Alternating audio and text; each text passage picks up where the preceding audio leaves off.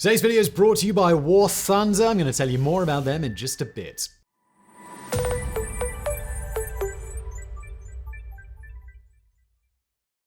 5.2 billion kilometers from Earth, on the very fringes of our solar system, sits one of the most beloved celestial objects of all. Discovered in 1930, Pluto has officially been many things: the ninth planet, the largest of the dwarf planets, the best-known Kuiper Belt object. But one thing it has always been is popular. Of all our astronomy-related videos, none has anywhere near as many views as Pluto. When it was demoted in 2006, New Mexico and Illinois both passed laws declaring it was still a planet. Clearly, there's a lot of love for our distant neighbor, yet popular as Pluto may be, there's an aspect of the former Planet 9 that few non-scientists are aware of. The Pluto is not, in fact, a single planet, but one part of a binary system in which two objects orbit around a shared point in space. The name of that second object? Charon. And understanding its story is key to understanding Pluto as a whole. In today's video, Geographics is breaking out its 30-meter telescope and examining the spectacular story of Charon, Pluto's invisible twin.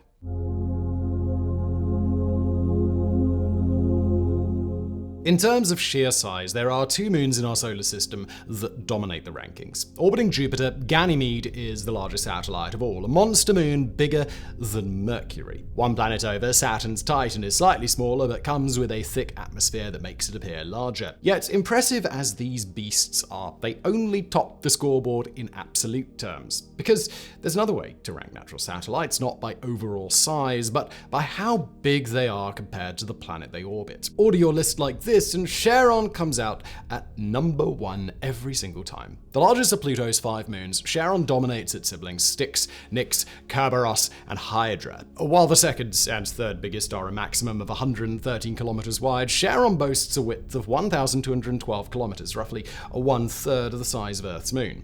In the grand scheme of things, of course, this isn't all that big. One of the most frequent ways you'll see Charon described is as being roughly the size of Texas, and no disrespect to any Dale Gribbles watching, but Texas isn't exactly on a planetary scale. Our moon, by contrast, would cover a majority of the continental United States if placed on Earth. But compare the two to the planets they're orbiting, and it becomes clear that Charon is in a class of its own. While our moon is about a quarter of the width of Earth, Charon is half that of Pluto. Ganymede, meanwhile, is less than 1/26th of the width of Jupiter.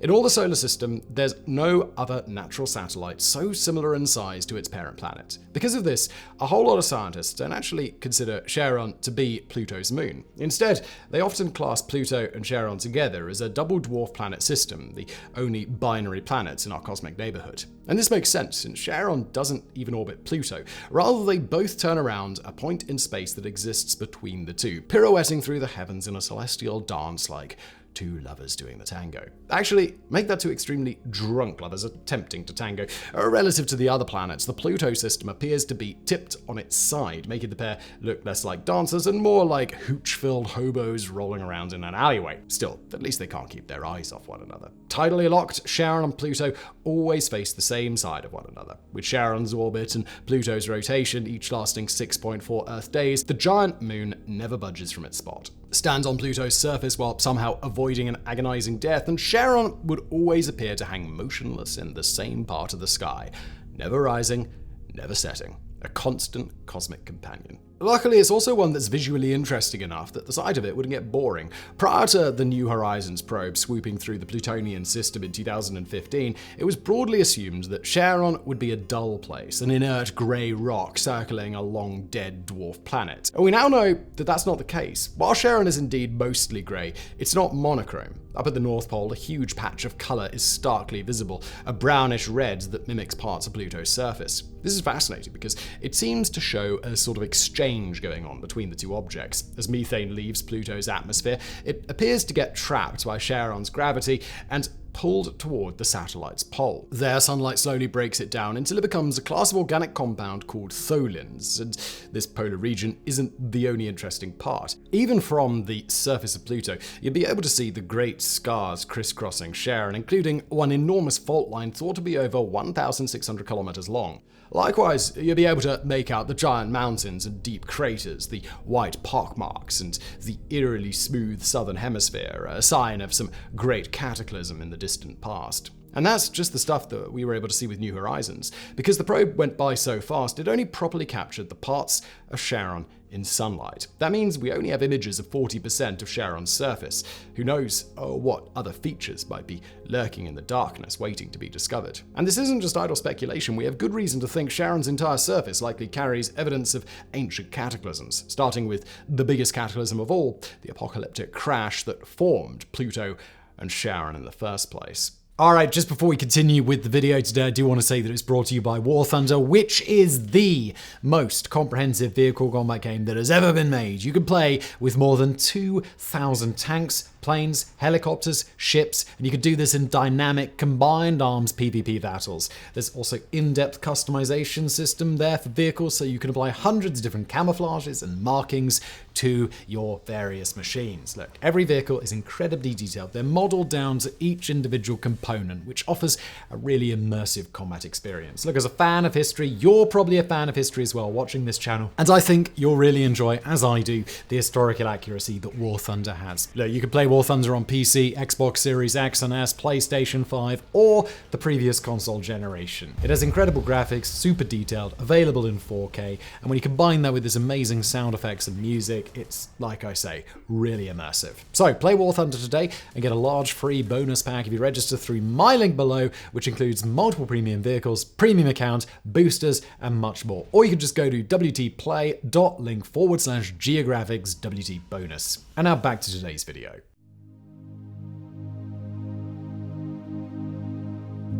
In terms of dramatic starts, they don't get much more dramatic than the beginning of Charon's existence. It's currently thought Charon didn't calmly come into being alongside Pluto. Had they both formed from the slow coalescing of dust and matter, it's doubtful they would be so close in size. No.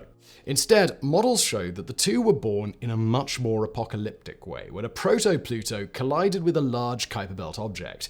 So powerful was the crash that it likely pulverized both objects, turning the entire Plutonian system into a molten, burning mess that illuminated the void of space with a dull orange glow for millions of years. When they finally dissipated and the shockwaves died away, there were no longer two independent objects, but a whole family of them. Pluto and Charon, plus the 4 moonlets around them, forever locked into a binary system, never again to be apart. Not that we humans would be aware of this for most of our history. The impact that created the Plutonian system happened long before any life arose on Earth. When humans did finally turn up, Pluto and its moon were too far away for us to even imagine they might exist. It wasn't until the 1970s that our civilization became advanced enough to even detect Charon. Even then, we only did so by fluke. The date was June the 22nd, 1978. In Washington, Jimmy Carter was in the White House. Garfield had just gone into nationwide syndication. The Camp David Accords would soon be signed. And out in his remote cabin, the Unabomber was preparing his first package. But it's doubtful much of this was occupying James Christie's mind that summer day. He was too busy trying to figure out what the heck this weird bulge on Pluto was.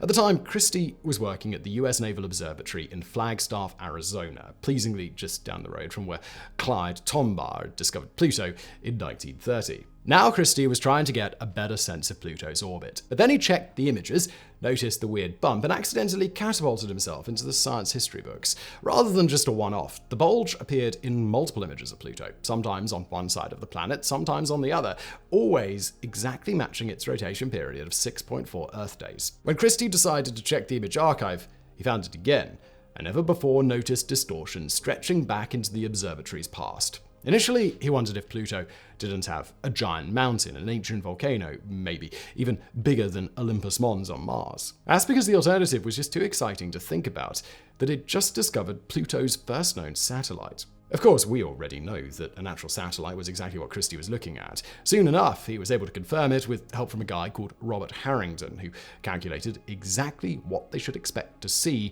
if the bulge was a moon. His calculations perfectly matched the images Christie was examining. On July the 7th, 1978, the discovery was announced to the world. The name Charon followed soon after. Like Pluto, the name was related to ancient mythology of the underworld. Charon is the ferryman who brings souls across the river. But also, like Pluto, the name contained a secret code. In 1930, Clyde Tombaugh had accepted the naming suggestion of Pluto, partly because the first 2 letters were P and L, the initials of the founder of the Lowell Observatory where he worked. Now in 1978, Christie chose Charon mostly because the first 4 letters were the same 4 letters that began his wife's name, Charlene.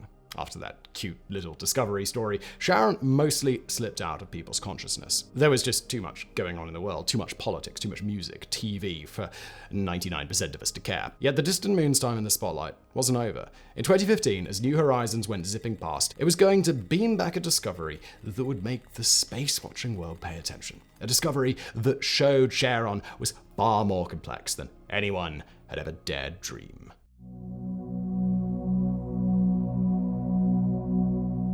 If you've ever been to the Grand Canyon, you'll know it's one of the world's greatest sights, a vast groove running through the landscape that's deep enough to swallow the Empire State Building 4 times over. Charon's fault line, though, laughs in the face of these statistics. Likely looping around its entire body, Charon's Grand Canyon is thought to be 4 times longer than America's, but its depth is where it really stands out. At 7.5 kilometers from cliff edge to floor, you'd need a stack of 16 Empire State Buildings to equal it in height.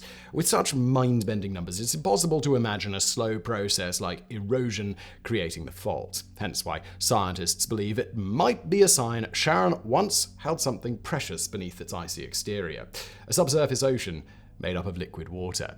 Many eons ago, Charon's formation left it with a lot of excess heat trapped inside its center. Since Charon is mostly water ice, probably surrounding a rocky core, that heat could have kept much of that water liquid. Not on the surface, so far from the sun, Charon shivers at a freezing minus 258 degrees Celsius, but deep down, beneath a layer of solid ice. At some point in the past, though, that excess heat is thought to have run out. Charon's subsurface ocean began to freeze solid. And that would have led to a world-shaking catastrophe. If you take a bottle of beer and stick it in your freezer overnight, what are you going to find in the morning? No, it's not going to be a delicious beer lollipop, it's going to be an unholy mess. As water or water-heavy drinks like beer freeze, they expand. The pressure of that expansion can shatter the container holding it, be it a beer bottle or even an icy moon. This is where scientists think Charon got its Great Canyon from the expansion of a global ocean as it finally froze, an ocean that splintered the moon's surface as surely as freezing a beer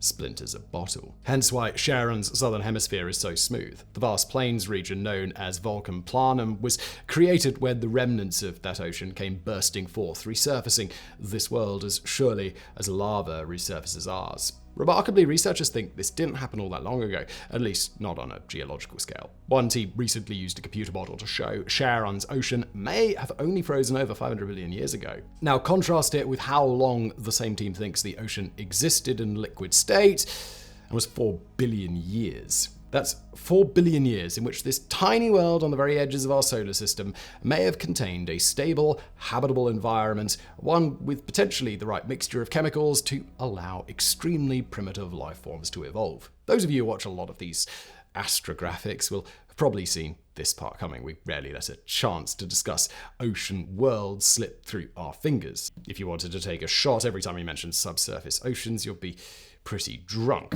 God, I'm drunk. Sadly, though, we'll never know if tiny microbes did appear in the depths of Charon's ancient ocean, with the entire moon now frozen solid. Any evidence that ever existed is today encased in a tomb of ice hundreds of kilometers thick. Yet that doesn't mean the same fate befell Charon's twin. Even as this world was freezing over, its larger sibling may have retained enough heat to keep its own internal ocean liquid, which means there may still be at least one sea sloshing around this double planet system. So it's time for us at last to cross the great void between Charon and Pluto to answer a question that would have seemed unthinkable only a decade ago. Is Pluto an ocean world?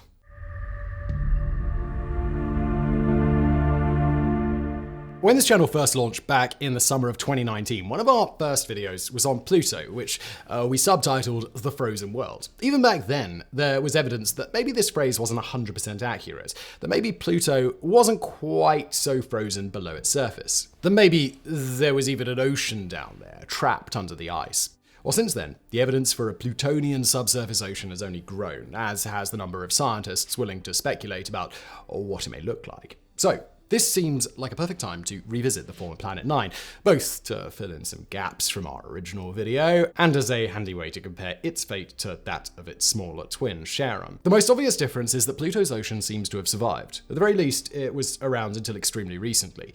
We know this because in 2022, scientists at Southwest Research Institute in Boulder, Colorado, went back over New Horizons data and found a previously unnoticed volcano field. Now, volcanoes on Pluto wouldn't function like they do here on Earth. Instead of rocky cones spewing lava, they'd be made of ice and erupt with jets of slushy, soupy, nearly frozen water. Known as cryovolcanism, this process would only be possible if there was a source of briny water below the surface. And a lack of impact craters in this volcano field suggest it formed from such eruptions relatively recently, perhaps as little as 100 million years ago. That would mean recent liquid water on Pluto. Not only that, but there's no reason to believe it froze in the intervening years. With a larger size than Charon, Pluto should have enough internal heat from decaying radioactive elements alone to keep any ocean liquid for many more eons to come. And that's not even counting the after effects of massive impacts. Recently, more and more models have started to show that most Kuiper Belt objects may have evolved not from the slow condensing of dust and gas, but from a series of massive impacts like the one that created Charon. Such impacts would have left even more heat trapped inside Pluto, residual heat that could now be responsible for maintaining its ocean. If that's the case, then researchers suggested that the subsurface ocean might be anywhere between 40 and 150 kilometers deep, an overwhelming amount of water for a world so far from the sun's warming rays. It also suggests that Pluto and Charon may not be the only system harboring water beyond the orbit of Neptune. If Kuiper Belt objects commonly formed in massive collisions, then other dwarf planets could also be hiding similar oceans. Far from a lifeless region of icy waste, the edge of the solar system could be one of the most inhabitable places of all. Still, it's worth pointing out that the existence of this ocean is not a given. While a large number of planetary scientists think it's probably there, we simply don't have the sort of evidence that we do for other subsurface oceans like those on the moons Europa and Enceladus. The case for a Plutonian ocean is purely circumstantial. Nonetheless, just reading some of the reasoning can be enough to excite laymen like us, especially when you hear about the weird conjunction between Pluto's biggest surface feature and Charon. If you've ever got a bit baked and marveled at a photo of Pluto, you've probably been drawn to the large heart-shaped area near the dwarf planet's center. Known officially as Tombaugh Regio, this heart is interesting for many reasons. One of them is that its brightest lobe, the glacial nitrogen ice plains of Sputnik Planitia, sits on the exact opposite side of Pluto to Charon. Since Charon always maintains the same spot in the sky, having such a dramatic region exactly opposite it seems like a massive coincidence. In fact, it seems so massive that New Horizons lead investigator Alan Stern has suggested it can't be down to chance. Instead, he favors a process known as polar wander that could have seen the glacier drift into this position over millions of years. The only thing that could drive such drifts would be a subsurface ocean. Intriguing as all of this is, though, it still only amounts to speculation. If we want to ever truly find out what's going on below the surfaces of both Pluto and Charon, there's only one realistic way to do so. Mount a return mission, a second New Horizons probe that wouldn't just fly by this time, but stay and study the double dwarf planet system in depth. Luckily, such a mission is already in the early stages of planning.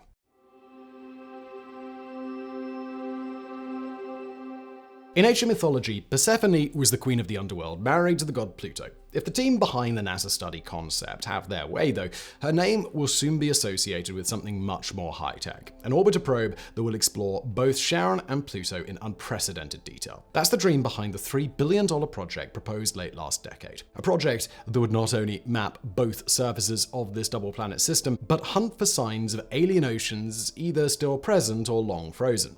Interestingly, the plan envisages not just an in-depth study of Pluto, but also of Charon. While probably orbiting the larger object for 3 years, Persephone would peel off the 30 separate flybys of this biggest of moons. To give some context to that number, people are pretty damn excited about the upcoming JUICE mission swinging past Jupiter's moon Callisto just a dozen times. 30 would be more than enough to do some serious groundbreaking research. nor would Charon's role be regulated to just that of an object under observation. In fact, its relatively large mass will be key to fulfilling the mission. The trouble with sending a craft across the solar system to study multiple distant objects is that it needs to carry a hell of a lot of fuel to make all of those course adjustments. Fuel which adds weight, which makes everything staggeringly expensive. However, this can be neatly solved by having a spare astronomical body with enough mass to give you a gravity assist. A body like, say, Charon. Persephone would get to the Plutonian system using conventional fuel, but then it would use Charon's gravity to control its further adventures, slingshotting around the moon in such a precise way that it could get to any point around Pluto.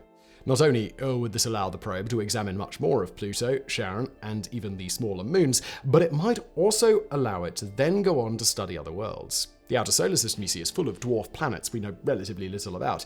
Eris, Makemake, Haumea, Orcus, Quaoar, the list really does go on. As it stands, there's not much interest in sending individual probes to explore them. They're just too far away and too hard to get to. But Persephone could get around this by using 2 final gravity assists from Charon to fling itself out into the Plutonian system and into the Kuiper Belt. With some added propulsion from ion thrusters, like those used on the Dawn mission to Ceres, it should be able to get one extra visit in, to go orbit yet another dwarf planet. Another dwarf planet that might house its own subsurface ocean, or maybe some other surprise that we currently can't even conceive of. It used to be said that the Bible was the greatest story ever told. If the Persephone mission goes ahead, though, it will doubtless lay claim to that mantle.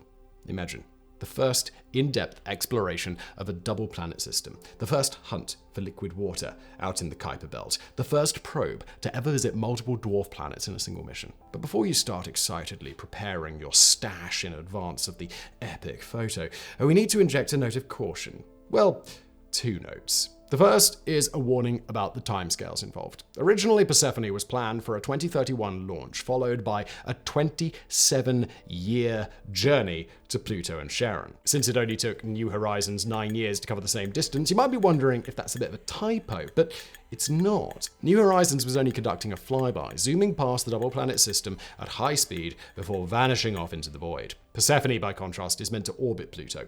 That means it has to be going much slower to be captured by the dwarf planet's weak gravity. So slowly that the probe wasn't projected to get there until 2058.